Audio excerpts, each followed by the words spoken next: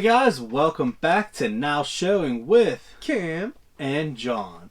And on today's episode, we are doing one of our patented, well, it's really not patented to be honestly, but one of our favorite things, our retro trailer reactions. And what that is we pick a movie that came out few years ago, maybe back in the 40s, 50s, 60s, 80s, an older movie that we haven't seen the trailer for it. Maybe we have, and we haven't seen it in a really long time. Movies that either are really fun or that we really hold in high regards. And we just basically do a reaction to the trailer. And on today's episode, it's a special one. It's not a good movie by any means, but it does have a cult following. It's an extremely fun movie. It actually influenced me heavily, and we'll get into that. Well, I'll get into that a little bit later. And it's pretty over the top. Yeah. So one of my all-time favorite movies that he gives me a lot of crap about is Night of the Lepus. If you've never seen it, it's about giant radioactive rabbits. Yes, bunny rabbits that are like the size of cattle. You think that's over the top? This is above that. Yeah. And the movie that I'm talking about is Attack of the Killer Tomatoes. Woo! Yeah, so like I said, it's by all means not a good movie. It's just a really fun, over the top, I guess you could say it's technically a creature feature. I mean, yeah. The creatures just happen to be giant tomatoes, small killer tomatoes, and yes, we mean like the tomatoes that you eat on like your hamburgers and stuff, like out of your garden. Yes, those are the villains. Yep. So without anything further, let's check out the trailer to this Which I've never watched the trailer, that is. Don't get too scared. Yeah.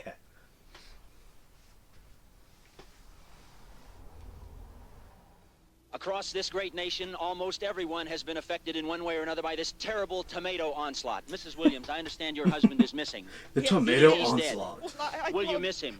Will you marry again? What if he's laying in a ditch somewhere, like both his legs today and gone tomorrow. You will have to find another man, you know. You're no spring chicken. This is... Lives are shattered. The nation is in chaos. Death and destruction sweeps the country. Foursquare Productions presents perhaps the funniest You film have to ever made. remember that this was it started as a college film. Of the Killer Tomatoes. You've never seen a film like it. This is the incredible story of the world's They actually ultimate use a disaster. bunch of real tomatoes Vicious and they use man-eating giant foam grow tomatoes to that they monstrous create over proportions. that. Faced with this unprecedented menace, the president calls upon Mason Dixon, special agent. Aided by his trusty sidekick, Dixon begins to unravel the terrifying mystery of the deadly tomatoes. Dixon is getting close, too close for someone, or something. It's been so long since I've seen this. I think I might force my wife to watch it. Who could it be? She might leave me after. Yeah. The ad executive? The press secretary? Or does it go higher?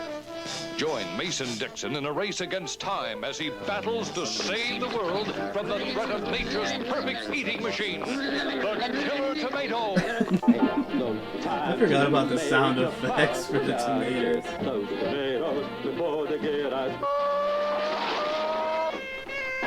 That scene there, whenever he's being dragged, he actually almost died. Nice. And that scene there wasn't planned. Yeah. Whenever he was in the helicopter. Yeah, the Attack little rotors. of the Killer Tomato. Yeah. You've never It seen cost him like anything like $60,000. it. In that scene, whenever they were running, all those people, they got to basically pick their own costumes. Those were all like extras, and they were told to just dress up however you want. So that's why like everyone on there just looks ridiculous. Basically, They look pretty ridiculous. Yeah, man, it's been many of years since I've watched. Man, I can't even remember the last time I watched it, but I remember even seeing it as a kid, just thinking like, "Wow, this is a bad movie." Yeah. But it's one of those movies like Troll 2, I should say, that's so bad that in a way it's enjoyable to watch. I wouldn't put it that bad. Close. It's not as bad as Troll 2, but it's close. I was hoping to see on that trailer, because I remember the scenes too with the giant tomatoes having the the giant green earmuffs. Yeah. Do you remember that? And I remember finding out that those were actually toilet seats that they used to do the earmuffs. I always thought that was funny. That movie's just so wild and over the top. And you know, spoiler alert here. I hope I don't offend anyone by spoiling Attack of the Killer Tomatoes here, because if you were really it came in it's been out since 1978. Seeing it, I hate to ruin the parade, but just the fact that, like, if you're watching this movie and you're sitting there just edge of your seat, and you're like, how are they going to stop the Killer Tomatoes? You know, you're thinking, the weakness that the Killer Tomatoes have. Are they gonna, put them in a giant blender, or are they gonna have this giant knife? No, that would make sense. That would make some sense, but not in this movie. Salsa. In this movie, they are stopped due to a hit song that continuously plays on the radio called "Puberty Love." And they end up playing it in the speakers, if I'm remembering correctly here, in a giant sports stadium that basically makes the tomatoes go insane and explode. Yep. I mean, you can't make this shit up. Nope. Yeah, I mean, so that's Attack of the Killer Tomatoes. And the kid that sang "Puberty Love" was I can't. Yeah, do you what have was that his info? name? 'Cause I do not. Matt Cameron. Okay. That name might sound a little familiar to a few people. When he was 14, he was neighbors to the director, John DeBella. Matt Cameron ended up becoming one of the greatest drummers of all time. Okay. And he's from a little band you may know, I believe, Pearl Jam. He became the drummer in Pearl Jam. And John DeBello picked him because, like I said, it was his neighbor. He was 14 at the time, and he happened to be going through puberty, and his voice kind of was changing, and it just fit. Because this movie, a lot of it was like volunteer work. Yeah. It was a giant, big, like, community-type film, so a lot of the people were, like, friends, family, people that lived down the road. So,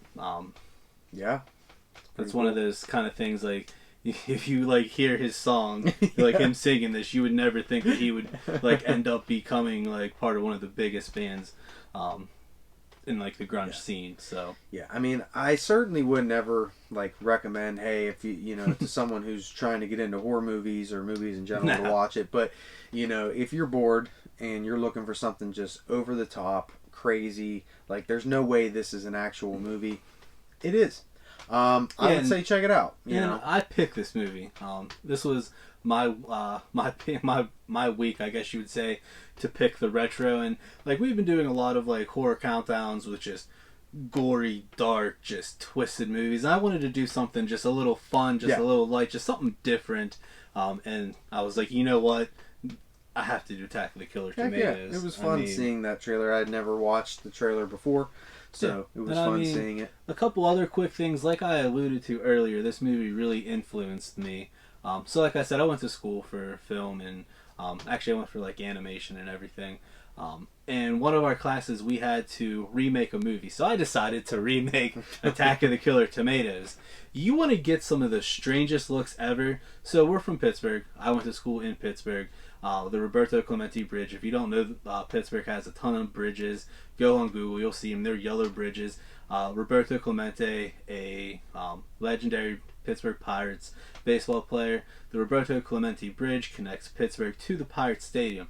That's the bridge I decided that I was going to film some of the scenes. And so I went to the grocery store and I bought a bunch of tomatoes. And me and my buddy, I had him on the other side of the bridge, and I'm lobbing tomatoes, I'm rolling them towards him, and he's filming them come towards, and I'm throwing them off the bridge. I'm having fights with them, like they're attacking my neck, and you want to get really weird looks because I guess no one saw the guy with the camera, so they just probably think I'm some like methed out drug addict, like fighting tomatoes. Like the people were crossing the bridge, like what is wrong with this guy?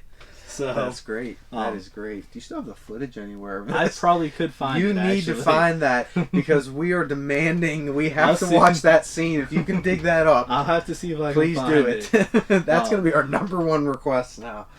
And then a couple little fun facts, like this movie, like I said, did get like a cult following, and there's a few other things like because you'd have to be in a cult to follow. Yeah, really. The theme song to Attack of the Killer Tomatoes was actually played in outer space. The Columbia Space Station, I guess they sent like 12.5 million tomato seeds into space, and they let them up there for a little bit, and then they were going up there to collect them. So as a gag, in the morning that they were going to collect them, as an alarm, they played the theme. That's pretty cool. So it got to play in space, and they collected those, and they gave them to like students all across the country, and they kind of grew space tomatoes and regular tomatoes, and they tasted the same, I guess. So that's cool. But I mean, for a movie that's based off of Attack of the Mushroom People, I mean, what did you really expect? Yeah. But if you've ever seen it, or if you watch this video and you're like, you know what, I'm gonna watch this movie, let us know what you think. Do you love it like I do? What drugs are you on? Yeah. So, I mean, stay tuned. We'll do some more serious trailer reactions. We'll probably pull out some other like crazy ones. Maybe we'll do Troll 2 since he brought it up. If you want to see the worst movie ever made, the greatest worst movie ever made. And we're not just saying that; it holds that title. Yes. On a lot of lists. So, until next time, if you like our videos, check out our other ones. If you like our channel, give us a like, give us a subscribe. Until next time, we are Now Showing with Cam and John.